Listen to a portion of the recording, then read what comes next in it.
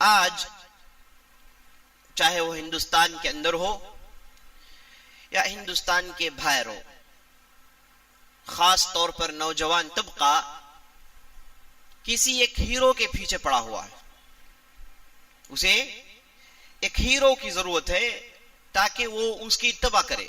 یہ انسانی فطرت ہے میرے دوست، یہ انسانی فطرت ہے کہ انسان اپنے سے زیادہ بہتر، اپنے سے زیادہ افضل، اپنے سے زیادہ اچھے آدمی کی اتباع کرنا چاہتا ہے، ویسے ہی رہنا چاہتا ہے. اللہ نے فطرتاً یہ چیز اس کے اندر رکھ دی ہے.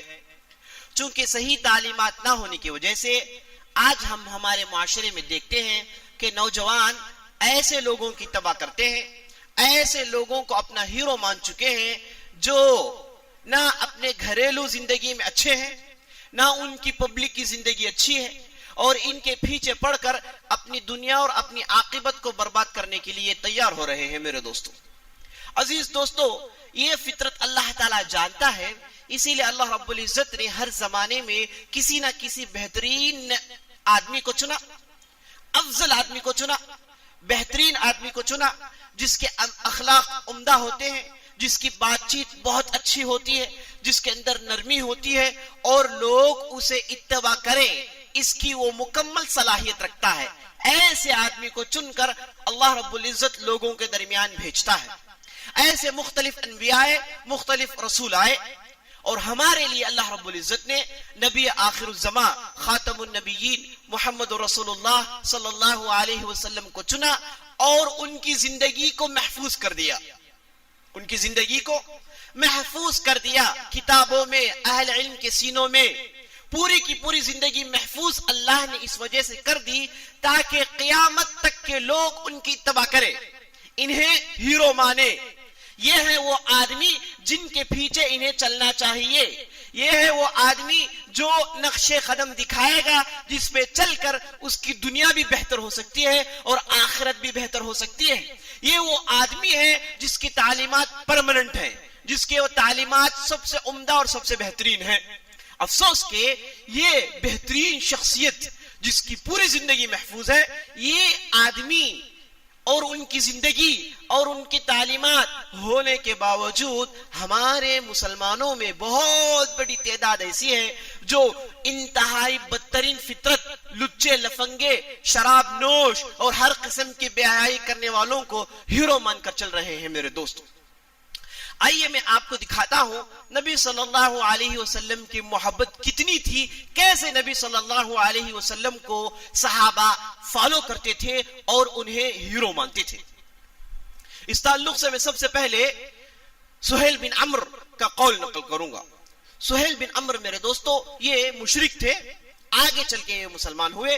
صلح حدیبیہ میں یہ آئے تھے. ان کی آمد پر بہت سارے مسائل طے ہو گئے. اسی لیے آپ صلی اللہ علیہ وسلم نے جیسے ہی سہیل بن عمرو کو آتے ہوئے دیکھا تو آپ صلی اللہ علیہ وسلم نے کہا سہل الامر، معاملات آسان ہو گئے کیونکہ سہیل آ رہے ہیں. اور سہیل کے معنوں میں ایک معنی یہ ہے کہ آسان ہونا، آسان ہونا. تو سہیل بن عمرو آئے اور آ کر آپ صلی اللہ علیہ وسلم سے انہوں نے گفتگو کی. بہت سارے معاملات طے ہوئے. جیسے ہی معاملات طے ہو گئے وہاں سے سہیل بن عمرو نکلے، واپس سیدھے مشرکین کے پاس گئے. مشرکین کے پاس جائے اور ان کا چہرہ تعجب میں پڑا ہوا تھا، دل کپ کپا رہا تھا.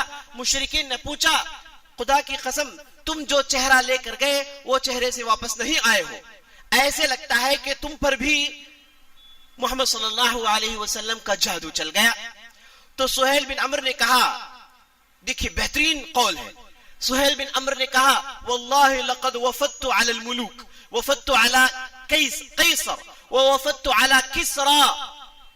خدا کی قسم اللہ نے مجھے اس مرتبے میں رکھا ہے کہ میں بڑے بڑے بادشاہوں کی میں نے زیارت کی، بڑے بڑے بادشاہوں کے بارگاہ میں حاضری دی، بڑے بڑے لوگوں سے میں نے گفتگو کی، گفت و شنید ہوئی میری. لیکن خدا کی قسم جیسے محمد کی عزت ان کے اصحاب کے درمیان ہے، کسی بھی بادشاہ، کسی بھی گورنر، کسی بھی بڑی شخصیت کی عزت اس کے قوم کے درمیان نہیں ہے. معاملہ کیا ہے؟ کہتے ہیں ما تنخى محمد الا وقعت على كف كف رجل واحد منهم فدلك بها وجهه وجسمه. معاملہ یہ ہے کہ محمد صلی اللہ علیہ وسلم اگر چھینک کے کھکارے تو یہ چیز زمین میں نہیں گرتی، یہ چیز زمین میں نہیں گرتی، بلکہ ان کے اصحاب کے کسی بھی ایک فرد کے ہتھیلے میں گرتی. اب وہ آدمی کرتا کیا ہے؟ وہ ہتھیلے میں گری ہوئی چیز کو لیتا ہے اور اپنے چہرے میں ملتا ہے اور اپنے جسم میں ملتا ہے، برکت سمجھتا ہے. ہاں میرے دوستو، نبی صلی اللہ علیہ وسلم جیسے ان کی روحانی مبارک ہے ویسے ان کا جسم بھی مبارک ہے. یاد رکھ لیجیے، آپ صلی اللہ علیہ وسلم کا پسینہ مبارک تھا، اس میں شفا تھا، اور آپ صلی اللہ علیہ وسلم کے بال مبارک تھے.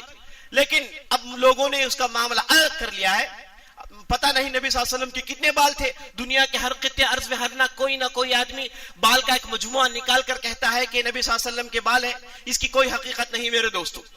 یہ صحابہ کے پاس یہ چیز ہوا کرتی تھی. تو سہیل بن عمر کہتے ہیں کہ اپنے چہرے سے مل لیتا اور اپنے جسم کو ملتا. اس کے بعد دوسرا قول کہتے ہیں وما امر بامر الا ابتدروه. اگر کوئی حکم دے تو کوئی ان سے سیکھے کیسے اتباع کرے. یہ ایک چیز نوٹ کرنے کی، حکم ہو فوراً تعمیل. آپ صلی اللہ علیہ وسلم اشارہ کرتے، اس اشارے کی طرف ایک امت دیکھتی. آپ صلی اللہ علیہ وسلم کھڑے ہوتے، ساتھ ایک امت کھڑی ہوتی، پوچھتے کہ کچھ مسئلہ ہے اے رسول اللہ. آپ صلی اللہ علیہ وسلم آگے بڑھے تو پیچھے امت ہے، بیٹھے تو پیچھے امت ہے.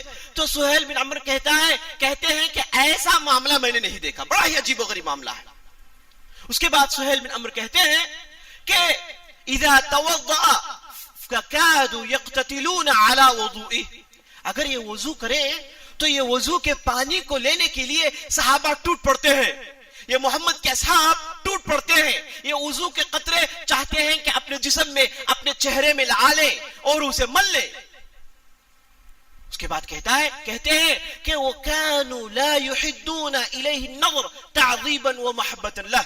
اور ان کا معاملہ یہ ہے کہ یہ ان کے اصحاب سے اتنی محبت کرتے ہیں کہ محبت کی وجہ سے، عزت کی وجہ سے ان کی دل میں جو عظمت، جو بڑائی، جو بزرگی نبی صلی اللہ علیہ وسلم کے تعلق سے ہے، اس وجہ سے آپ صلی اللہ علیہ وسلم کو تاک کر نہیں دیکھتے. آپ صلی اللہ علیہ وسلم کی طرف اشارہ تک چہرے میں جو آنکھیں ہیں ان آنکھوں کو اٹھا کر نہیں دیکھتے، بلکہ ان کی نظریں نیچے ہوتی ہیں، نظریں نہیں بڑھتے. یہ عزت اور تعظیم کا انتہائی بہت بڑا نشانہ ہے میرے دوستو، بہت بڑی چیز ہے. آدمی جب کسی کی عزت کرے اس کے نظروں میں نظریں ڈال کر نہیں دیکھتا. اور صحابہ نبی صلی اللہ علیہ وسلم کے ساتھ یہی کیا کرتے تھے میرے دوستو.